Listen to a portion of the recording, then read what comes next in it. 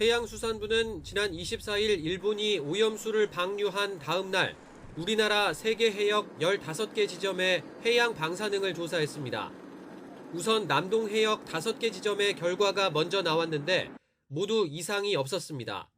5개 지점 모두 세슘과 삼중수소가 WHO 먹는 물 기준 대비 훨씬 낮은 수준으로 나타나 방류 이후에도 우리 바다는 안전한 것으로 확인되었습니다. 정부는 나머지 10개 지점의 검사 결과도 나오는 대로 공개하고 지난 주말 추가로 조사한 지점의 방사능 수치도 신속히 분석할 계획입니다.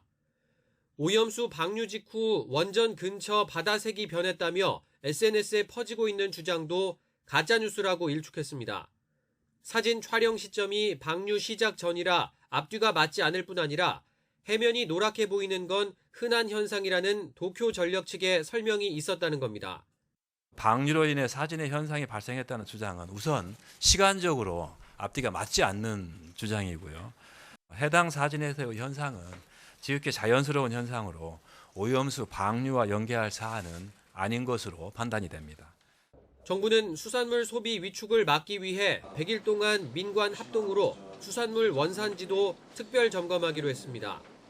대통령과 국무총리 회동 자리에 수산물이 올라갔다는 걸 알리고 대통령실 구내식당도 우리 수산물 위주로 메뉴를 준비하기로 했습니다.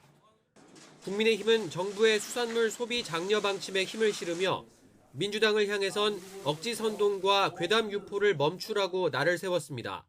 아무 전문성도 없는 민주당 국회의원들이 조사 장비 하나 없이 맨손으로 일본에 가서 고작 피켓 드는데 세금을 낭비하는 것은 정말 창피한 일입니다. 하지만 민주당은 지금이라도 오염수 방류 반대 입장을 천명하라고 윤석열 대통령을 압박하며 정부 심판론까지 꺼내들었습니다. 국민 어느 누구도 세계의 우물인 태평양에 독을 푸는 일본의 환경 범죄를 결코 용납하지 않을 것입니다. 국민의 생명을 하찮게 여기는 권력은 반드시 심판을 받았습니다. 9월부터 시작하는 정기국회에서도 오염수 방류를 둘러싼 정부 대응의 적절성과 피해 지원 대책 등을 두고 여야의 치열한 공방이 불가피해 보입니다. YTN 김경수입니다.